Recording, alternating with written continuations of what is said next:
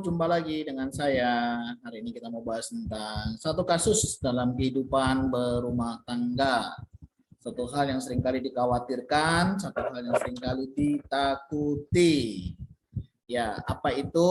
Salah satunya ya adalah masalah perceraian.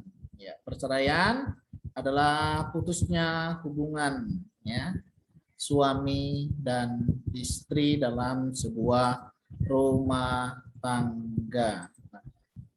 Ada satu kasus yang baru ini saya lihat ya di media sosial, bagaimana kasusnya itu tentang perceraian ya. Seribuan istri, ini dari detik.com ya, kemarin saya screenshot ya. Ini sudah kemarin itu 349 kali dibagi, dikomentari oleh 1.162 orang, di like ya di seperti itu kan 7.462. Itu kemarin ya, baru sehari ini beritanya. Dikatakan 1.000 istri di Kabupaten Jepara menggugat cerai suaminya. Para istri beralasan bahwa mengajukan cerai gugat karena gajinya lebih tinggi dibanding suaminya ya. Gaji istri lebih tinggi dibalik 1.000 kasus perceraian Jepara. Wah, menarik ini ya. Kenapa perceraian begitu mudahnya terjadi? Alasannya sangat sederhana. Karena apa? Gaji istri lebih tinggi dibanding suaminya.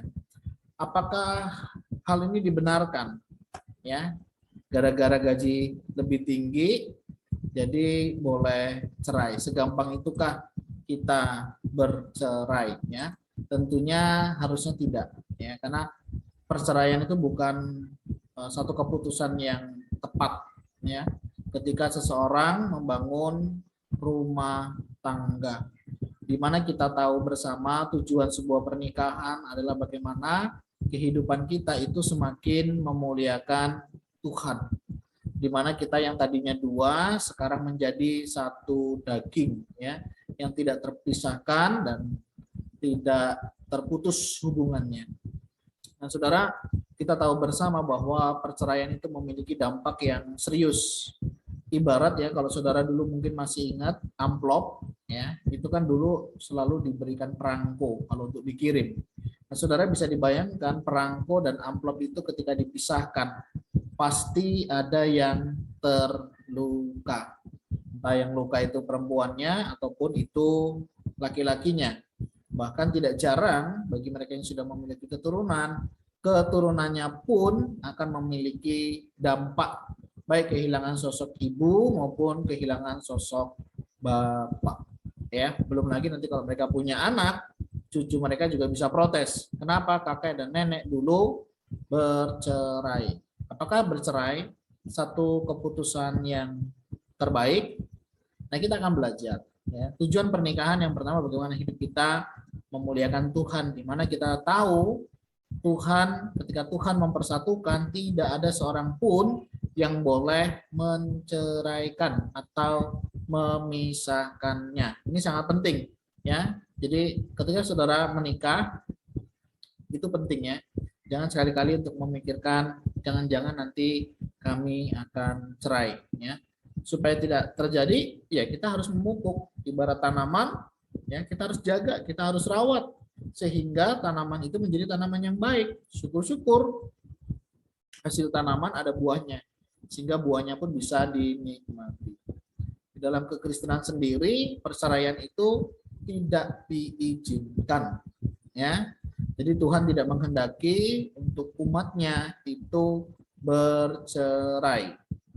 Kalaupun ada yang bercerai itu karena kedegilan hati mereka. Tuhan sendiri tidak menghendaki untuk umatnya itu bercerai. Nah, ini penting. Ya, bagaimana supaya pernikahannya tidak harus mengambil keputusan bercerai. Biasakan ya kalau ada masalah dibicarakan, ya, dibicarakan dengan baik-baik dengan pasangan sehingga setiap permasalahan yang dihadapi itu bisa diselesaikan. Bukankah sebelum saudara menikah, saudara sudah ada istilahnya PDKT ya, pendekatan. Di masa pendekatan itu adalah di mana kita mulai mengenal pasangan hidup kita, ya, kekurangannya, kelebihannya, harapannya, ya, termasuk harapan, ya. Biasakan anak muda ya sebelum menikah, pastikan jangan dibiasakan omongan bisa berulang kali, tidak. Tapi pastikan engkau sudah mengetahui harapan daripada pasanganmu, sehingga melalui harapan itu engkau sudah tahu mana yang bisa dicapai, mana yang tidak.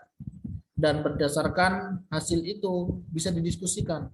Misalnya perempuan memiliki 10 harapan kepada pasangan prianya, sedangkan pria juga memiliki 10 harapan kepada pasangan wanitanya. Dari ke-10 harapan itu, mana yang bisa dipenuhi dan mana yang tidak. Katakanlah ada 7 atau 8 yang bisa dipenuhi, tetapi ada 2 hal yang tidak bisa dipenuhi. Apa yang harus dilakukan?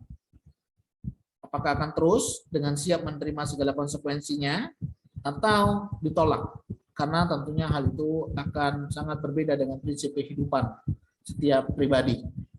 Jadi kalau misalnya saudara sudah menolak, ya harus siap untuk tidak melanjutkan hubungan, karena hal itu tentunya nanti akan menjadi sumber konflik di dalam perjalanan pernikahan Anda. Begitu juga dengan kalau saudara menerima, berarti saudara harus siap ya menghadapi harapan-harapan yang memang tidak bisa terpenuhi. Sehingga harapan-harapan itu tidak lagi menjadi penghalang atau batu-batu kerikil yang dapat menjatuhkan pernikahan saudara. Ya, jadi pastikan dulu harapannya, sehingga harapan ini sesuai di dalam pernikahan saudara. Karena kalau tidak sesuai, ini yang nanti akan menjadi sumber konflik. Yang pertama, pastikan adanya komunikasi yang baik. Yang kedua, pastikan harapan-harapan itu sudah dibicarakan. Yang ketiga, tentunya saudara harus mengingat ya akan tujuan pernikahan, bagaimana pernikahan itu untuk kemuliaan bagi nama Tuhan, dan janji pernikahan, janji yang sudah kita ikrarkan di hadapan jemaat dan di hadapan Tuhan. Jadi kalau mau bercerai, pikir-pikir dulu ya, kenapa saya harus bercerai? Ya. Itu penting. Yang kedua, kenapa dulu saya memilih dia sebagai pasangan Anda? Itu juga penting supaya tidak mudah untuk bercerai. Nah, ini perlu dipastikan apakah anak saudara juga menerima, cucu anak Anda apakah menerima, ini sangat dipentingkan.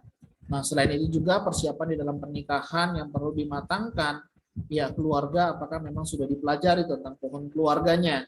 Ya, berbicara tentang pohon keluarga, tentunya kita akan mengetahui latar belakang kehidupan pasangan kita, termasuk keluarga yang ada di belakangnya. Ketika kita sudah menerimanya, berarti kita harus sudah siap menerima segala konsekuensinya. Karena tentunya hal itu sudah dibicarakan di dalam konseling bina pranikah. Oleh sebab itu penting sekali saudara untuk mengikuti konseling bina pranikah. Jadi kalau mau menikah jangan buru-buru ya. Jangan cepat-cepat. Pastikan sudah mengikuti konseling bina pranikah. Banyaklah bertanya di sana sehingga saudara akan diperlengkapi. Karena tidak ada sekolah pernikahan ya. Tetapi saudara akan dipersiapkan untuk memasuki pernikahan. Pastikan dengan waktu yang cukup, karena saudara sedang membangun sebuah fondasi yang akan dibangun di atas bangunan selanjutnya. Oleh sebab itu penting saudara mengikuti kelas bina pranikah. Salah satu tantangan pernikahan di sini adalah perceraian. Jadi katakan tidak untuk bercerai. Carilah solusi sehingga saudara bisa menemukan jalan keluarnya. Kalau nggak bisa menemukan jalan keluar, carikan jalan masuknya sehingga saudara bisa mengetahui dari mana masuknya supaya saudara bisa keluar dari masalah itu. Terima kasih. Tetap semangat. Salam harmonis keluarga.